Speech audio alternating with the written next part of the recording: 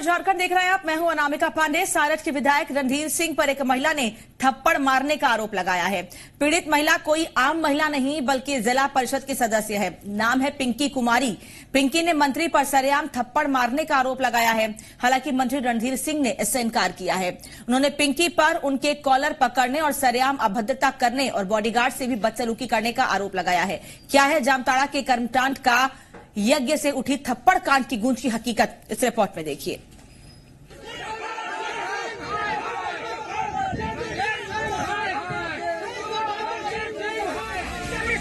ये जनाब सारठ जिला परिषद सदस्य पिंकी कुमारी के कार्यकर्ता हैं। जनाब चीख चीख कर बता रहे हैं कि किस तरह महिला पार्षद के साथ बदसलूकी की गई, थप्पड़ मारे गए, बाल नोचे गए, मर्यादा मटिया मेट कर दी गई। महिला पर हाथ छोड़ा है, पद में रहने लायक नहीं है, जल्दी से खाली करो। दरअसल ये आरोप है सारठ के विधायक रणधीर सिंह के खिलाफ। मामला जितना गंभीर है उतना ही उलझा हुआ। उसको दाल फुला दिया, मर कर गए। वो भी महिला रखेगी, उसको महिला पूरे गांव का बेइज्जत किया है उसने। महिला की बेबसी पर किसी का भी खून खौल उठेगा, गुस्से से भर जाएगा, लेकिन संभलिए, माजरा क्या है ये साफ नहीं। पीड़ित पिंकी की माने तो कार्यकर्ताओं ने उन्हें कर्माटांड के यज्ञ से जाने को कहा। और बाल पकड़ के मारे। उसके बाद में हमको लगा कि अब हम नहीं उठ पाएंगे तो हम वहीं पे बैठ गए तो हमको लगा कि हमको कोई पानी दे। तो यहाँ की बीएलओ जो है सावित्री देवी, वो आनन फानन में पानी लेकर के आई, हमको पिलाई और वहाँ से उठा के लाई। ये एकदम दरिंदगी की तरह हालत। जिला परिषद सदस्य पिंकी से आखिर कार्यकर्ताओं को क्या एतराज था? धार्मिक जगह पर जनप्रतिनिधियों की मौजूदगी से कैसा एतराज? इन सवालों का कोई जवाब नहीं। केवल मंत्री रणधीर सिंह और उनके कार्यकर्ताओं पर आरोपों की लंबी फहरिस्त है। मेरा मानना है कि उनका मानसिक स्थिति एकदम बिगड़ गया है, मानसिक संतुलन खो दिए हैं। वो मंत्री पद में रहने लायक नहीं है। सबसे पहले उनका मंत्री पद हटे और उनको तुरंत गिरफ्तारी है। प्रशासन से मेरा यही आग्रह है। माजरे को कुछ हद तक मंत्री ने सुलझाने की कोशिश की। बताया जा रहा है कि कुछ लोग, जिनमें पिंकी देवी भी शामिल थी, वो झगड़ रहे थे। इस बीच उनके पहुंचते ही पिंकी उनके बॉडीगार्ड पर हमला करते हुए उन तक पहुंच गए। जुलूस में इससे पहले तो उन्होंने झगड़ा किया, हमारे बॉडीगार्ड के ऊपर में हाथ चलाया। जब समिति में कोई लड़ रहे थे, दो लोग आपस में लड़ रहे थे। ये मुझे पता भी नहीं था, मैं तो लेट से पहुंचा था। पिंकी पर आपा खोने का आरोप है। उन्होंने सबके सामने स्वीकार किया कि उनके कार्यकर्ताओं ने बलपूर्वक हटाया, लेकिन किसी तरह की अभद्रता नहीं की, जबकि उन्होंने मंत्री और अपने सार्वजनिक जीवन का भी मान नहीं रखा। इसी बीच में आदरणीय मुख्यमंत्री जी का फोन आया, मैं बात कर रहा था फोन कि उनका कार्यक्रम था, वो नहीं आ पा रहे थे, उनका फोन आया। इसी बीच में मैं देखा कि मैं उधर से दौड़ती हुई आई, मेरा कलर पकड़ लिया। यज्ञ में हुई इस कलह की गूंज दूर दूर तक सुनाई दी, लेकिन सियासी लोगों के अलावा आम लोग इससे दूर रहे। पिंकी के साथ मारपीट हुई, अभद्रता हुई, ये निंदनीय है, लेकिन जैसा कि बताया जा रहा है, सियासी माइलेज के लिए कीचड़ उछाल राजनीति का ये नतीजा है। पूर्णाहुति से पहले हंगामा बरपा, कर्माटांड के यज्ञ को सियासी रंग दे गया। देवघर से दीप नारायण के साथ देवाशीष भारती, जी मीडिया, जामताड़ा। अन्नपूर्णा देवी के बीजेपी में शामिल होने का असर आरजेडी पर दिखने लगा है। कोडरमा कार्यालय पर तो ताला ही जड़ गया। पार्टी के नए प्रदेश अध्यक्ष गौतम सागर राणा भी मानते हैं कि पार्टी के लिए बड़ा चेहरा थी, लेकिन लगे हाथ ये आरोप लगाने से भी नहीं चूके कि उन्हें बीजेपी में जाना था, बस बहाना ढूंढ रही थी। दावा किया जा रहा है कि अन्नपूर्णा देवी के जाने से पार्टी को कोई फर्क नहीं पड़ने वाला है।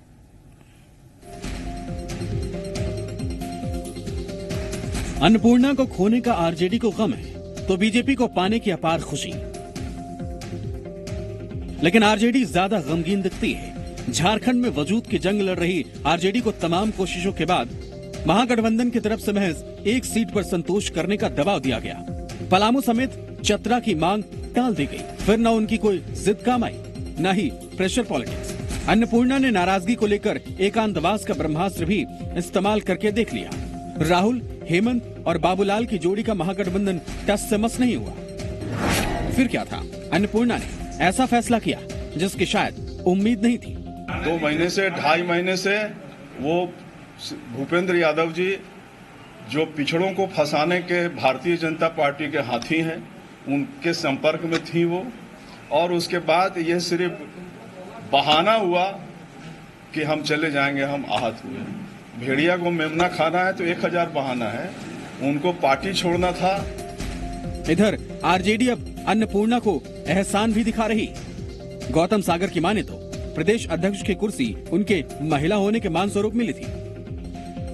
और माननीय अन्नपूर्णा देवी जी के अध्यक्ष बनने के पहले हम ही इस पार्टी के अध्यक्ष थे, तो एक महिला के प्रति सम्मान, पार्टी का एक बड़ा चेहरा, एक सौम्य चेहरा, मैंने सोचा कि पार्टी को बढ़ाना है, ये चाहती है। लेकिन कोडरमा की ये तस्वीर कुछ और कह रही है। अन्नपूर्णा के बीजेपी में शामिल होते ही पार्टी कार्यालय पर ताला लटक गया। उनके कार्यकर्ताओं ने जमकर आतिशबाजी की, मिठाइयां बांटी और जश्न में डूब गए। जाहिर है आरजेडी महागठबंधन की सियासी लॉलीपॉप पर जीने को तैयार नहीं थी। इसके लिए उन्होंने समझौते से ज्यादा जनता की सेवा को तवज्जो दिया। आदरणीय प्रधानमंत्री श्री नरेंद्र मोदी जी के सिद्धांतों को देखते हुए और आज देश को उनकी आवश्यकता है। अन्नपूर्णा देवी 1998 से लेकर 2014 तक लगातार कोडरमा की विधायक रही हैं। आरजेडी संगठन हाल के दिनों तक अन्नपूर्णा देवी के इर्द गिर्द ही रहा है। कमोबेश अब जाकर कहीं महागठबंधन भी उनकी ताकत को समझ रहा है। कहीं चूक नहीं है, आंदोलन वो शामिल हो गए तो उनका मामला, इससे कोई गठबंधन महागठबंधन से कोई मतलब नहीं है। इस बार में आप देख रहे हो कई दल से इधर से उधर लोग आते जाते रहते हैं। हर चुनाव के समय सब होते रहता है। कि हमारा जब तक उनसे बात लगातार हुई, वो एक परिपक्व नेत्री जरूर है, समझदार लेडी है। हमें अफसोस है कि वो बीजेपी जैसे विचारधारा वाला पार्टी में चली गई है। कह सकते हैं कि अन्नपूर्णा महागठबंधन की अहम कड़ी थी। उनके जाने से न केवल संगठन को धक्का लगा है, बल्कि लालू की पार्टी को झारखंड में जनाधार के लिए ज्यादा ताकत लगाने का भार आ पड़ा है। इधर अन्नपूर्णा की आस एनडीए में पूरी होती दिख रही है। कुल मिलाकर मिशन 2019 के सियासी समीकरण में एनडीए ने बाजी मारी है। उनके जनाधार का फायदा बीजेपी को जरूर मिलेगा। ब्यूरो रिपोर्ट, जी मीडिया।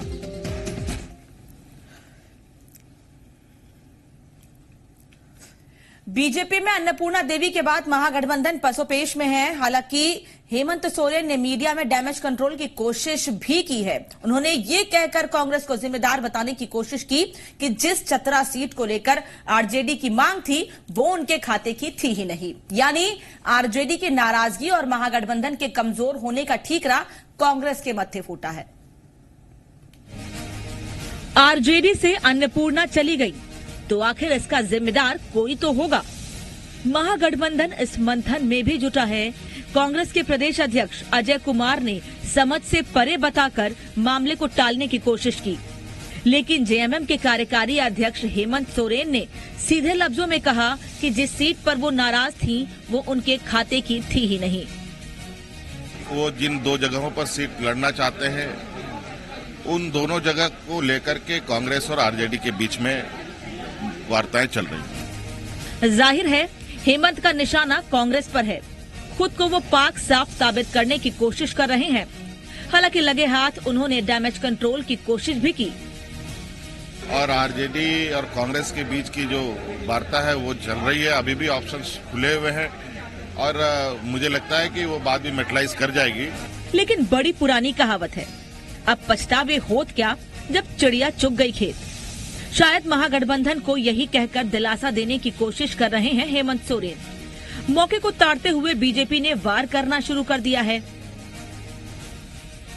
जो पार्टी छोड़ के गए हैं ये उनका अपना विषय है, उस पर मुझे कोई टिप्पणी नहीं करना। प्रदेश राजद का अस्तित्व ही समाप्त हो गया जब उनकी अध्यक्षा हमारी पार्टी में शामिल हो गई, तो अब ये बौखलाहट सामने दिख रही है इनके। इधर आरजेडी को भी प्रतुल शाहदेव ने पुराने दिन याद दिलाए। झारखंड में राजनीतिक जमीन तलाश रहे आरजेडी पर तल्ख टिप्पणी की। उन्होंने पार्टी सुप्रीमो लालू प्रसाद यादव को निशाना बनाया। देखिए, यही नेता जो हैं ये पहले कहते थे कि हमारा हक है और हम हक से 2 सीटें लेंगे, लेकिन आज ये गिड़गिड़ा रहे हैं, भीख मांग रहे हैं, बिल्कुल घुटने टेक दिए इन्होंने अपनी सीटों के लिए। तो ये इनके बदलते रंग और चरित्र को दिखाता है। राजनीति वक्त का खेल है।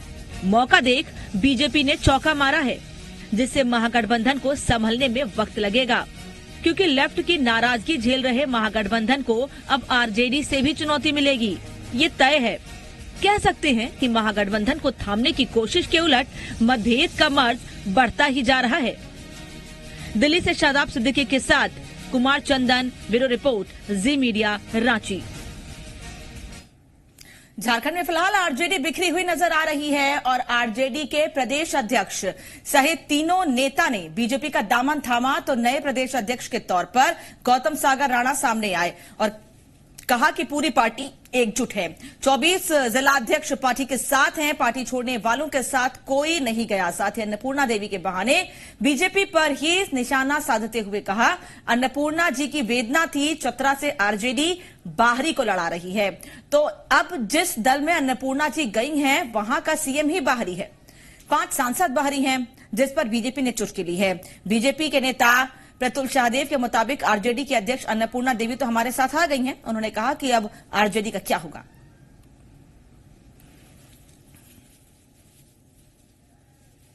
कि प्रदेश राजद का अस्तित्व ही समाप्त हो गया जब उनकी अध्यक्षा हमारी पार्टी में शामिल हो गई। तो अब ये बौखलाहट सामने दिख रही है इनके, और ये किस दल के नेता आज हमें नैतिकता का पाठ पढ़ा रहे हैं और झारखंड के हितों की बात कर रहे हैं। ये उस दल के नेता हैं जिन्होंने झारखंड के गठन का विरोध किया था, और इनके सुप्रीमो ने तो कहा था कि मेरी लाश पर झारखंड बनेगा। और अन्नपूर्णा देवी और जितने बाकी तमाम नेता हमारी पार्टी में शामिल हुए, वो ये मानते हैं कि प्रदेश में रघुवर दास जी बेहतर नेतृत्व दे सकते हैं। पूर्व मंत्री दुलाल भुइया ने कांग्रेस को छोड़ बहुजन समाज पार्टी में शामिल होने का फैसला कर लिया है और दुलाल भुइया ने सैकड़ों समर्थकों के साथ बसपा का दामन भी थाम लिया। हुसैनाबाद से बसपा के विधायक शिवपूजन मेहता ने दुलाल भुइया को पार्टी ज्वाइन कराई। इस मौके पर दुलाल भुइया ने कहा कि बसपा नीति और सिद्धांतों पर चलने वाली पार्टी है। वहीं विधायक शिवपूजन मेहता ने कहा कि दुलाल भुइया के पार्टी में शामिल होने से पूरे झारखंड में बहुजन समाज पार्टी भी मजबूत होगी। बताया जा रहा है कि दुलाल भुइया बसपा के टिकट पर पलामू से लोकसभा का चुनाव लड़ेंगे।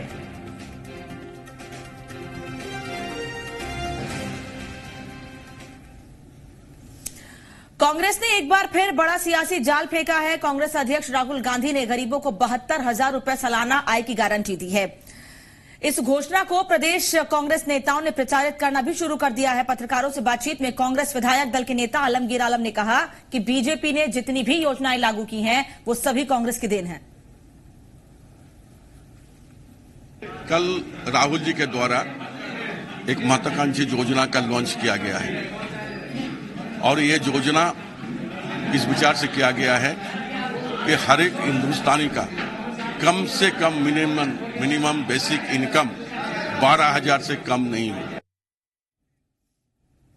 दुमका झारखंड मुक्ति मोर्चा का गढ़ है। दिशोम गुरु शिबू सोरेन यहां से 7 बार सांसद रहे हैं। सवाल यह है कि क्या इस बार बीजेपी इस अभेद्य किले के चक्रव्यूह को तोड़ने में कामयाब हो पाएगी। हालांकि बीजेपी का दावा है कि विकास और बेहतर बूथ मैनेजमेंट के जरिए सुनील सोरेन जीतने में कामयाब रहेंगे। दिशोम गुरु का गढ़ दुमका, जेएमएम का टूटेगा ये अभेद्य किला। शिबू सोरेन वर्सेस सुनील सोरेन। संथाल परगना में जेएमएम के लिए यदि कोई सीट अभेद्य रहा है तो वो है दुमका संसदीय सीट। इस सीट पर जेएमएम की बादशाहत बरकरार रही। 1998 और 99 के चुनाव को छोड़ दें, जब बाबूलाल मरांडी ने यहां बीजेपी की टिकट से जेएमएम के इस गढ़ के तिलिस्म को तोड़ा था। 7 बार शिबू सोरेन सांसद चुने गए। इसमें 6 बार जेएमएम से और 1 बार निर्दलीय उम्मीदवार के तौर पर चुनाव जीते थे शिबू सोरेन। झारखंड मुक्ति मोर्चा के लिए ये सीट सबसे सेफ सीट रही है, लिहाजा बीजेपी के सामने चुनौती है इस बार दुमका फतह करने की। सुनील सोरेन के जरिए दुमका जीतने के लिए बीजेपी की तरफ से बड़ी रणनीति बनाई जा रही है। दावा है कि एकजुट कार्यकर्ता, बेहतरीन बूथ मैनेजमेंट और केंद्र राज्य सरकार के विकास कार्यों के जरिए इस बार दुमका में जेएमएम का दबदबा टूटेगा। हम सभी कार्यकर्ता एकजुट हैं और एकजुटता के साथ हम लोग प्रत्याशी को दमखम के साथ हम लोग जमीन पर उतारे हैं और बिल्कुल संघर्ष के साथ हम लोग विजय तक पहुंचेंगे। कहीं कोई संशय नहीं है कि भारतीय जनता पार्टी के कार्यकर्ताओं में कोई मनभेद, कोई मतभेद, कोई अंतर्कलह दूर दूर तक आपको पूरे चुनाव में नहीं दिखाई देगा। बीजेपी ने सुनील सोरेन को तीसरी बार अपना प्रत्याशी बनाया है। 2009 और 2014 के चुनाव में सुनील सोरेन को शिबू सोरेन के हाथों मात मिली थी। एक बार फिर पार्टी ने सुनील के चेहरे पर ही भरोसा जताया है। भरोसे की वजह यह है कि जेएमएम के वोटिंग परसेंटेज में लगातार गिरावट, लेकिन सच ये भी है कि लंबा राजनीतिक अनुभव और आदिवासियों के बीच गहरी पैठ की वजह से शिबू सोरेन हर बार बाजी अपने पक्ष में करने में कामयाब रहे। सुबीर चटर्जी, जी मीडिया, दुमका।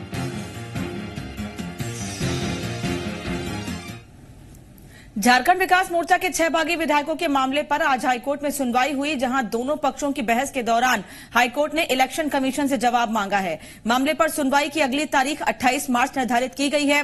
बता दें कि स्पीकर कोर्ट ने 6 विधायकों के दल को सही ठहराया था, जिसके बाद 10वीं अनुसूची का उल्लंघन बताते हुए जेवीएम सुप्रीमो बाबूलाल मरांडी और प्रदीप यादव ने हाईकोर्ट में फैसले को चुनौती देते हुए याचिका दायर की है।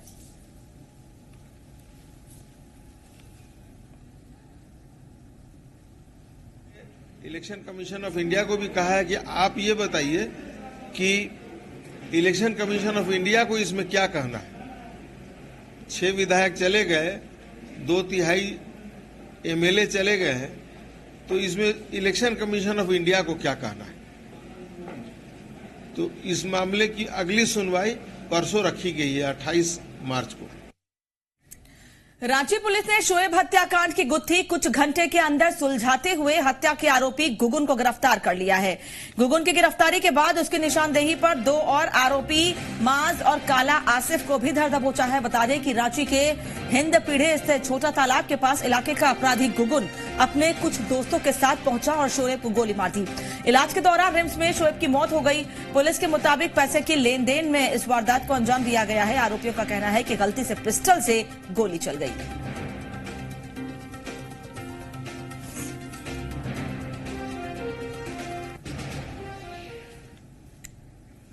गोड्डा में एसिड अटैक के मामले में पुलिस ने आरोपी को गिरफ्तार कर लिया है। घटना नगर थाना क्षेत्र के गंगटा मोहल्ले की है, जहां करीब 4 महीने पहले ट्यूशन पढ़कर लौट रहे सनोज कुमार शाह पर किसी ने तेजाब फेंक दिया था, जिससे बुरी तरह वो जख्मी हो गया। घटना के 3 हफ्ते बाद पुलिस ने मामला दर्ज कर लिया और जांच शुरू की है। पीड़ित के बयान पर उसके साथ पढ़ने वाली लड़की का नाम भी सामने आया है, जिससे पूछताछ के बाद जानकारी मिली थी कि उसके प्रेमी सुधाकर मिर्धा ने इस घटना को अंजाम दिया है। आरोपी सुधाकर से कड़ी पूछताछ के बाद उसने भी अपना जुर्म कबूल कर लिया है। सुधाकर के मुताबिक सनोज लड़की से एक तरफा प्यार करता था और उसे परेशान करता था, जिसकी वजह से सुधाकर ने उस पर तेजाब फेंक दिया। फिलहाल पुलिस ने आरोपी को जेल भेज दिया है। लड़की ने जब कंप्लेन किया सरोज झा के खिलाफ, तो इसने एक एसिड की बोतल खरीदी देवडार पीएस का एक कर्मकार है उसके दुकान से, और उसके बाद ये गंगटा जो खाद दुकान है वहां पे इसने उसके फेस पे एसिड की बोतल फेंकी। उसके बाद उसका फेस पूरी तरह बंद हो गया था। लोग दवा को तरसते हैं, लेकिन एक्सपायर होने के बाद वही दवाएं जानवरों के आगे डाल दी जाती हैं। हैरान करने वाली यह तस्वीर सामने आई है देवघर से। बताया जाता है कि देवघर सदर अस्पताल की ये दवाएं एक्सपायर हो गई हैं। सवाल यह है कि सरकारी अस्पताल में दवाओं के रहते आखिर लोगों को महंगी दर पर प्राइवेट दुकानों से दवा खरीदने पर मजबूर क्यों किया जाता है। कहने को ये कचरा है, लेकिन गौर से देखिए, इन कचरों में जिंदगी की वो गोलियां हैं जो शायद किसी को मिल जाती तो उनका दर्द कम हो जाता।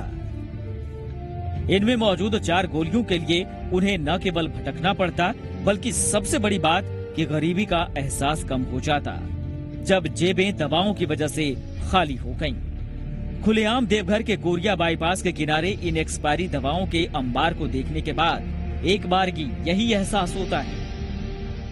हम लोग देखें कि कितना सामान फेंकल है, दवाई ववाई सब है, ये सब है टुकड़ा टकरी।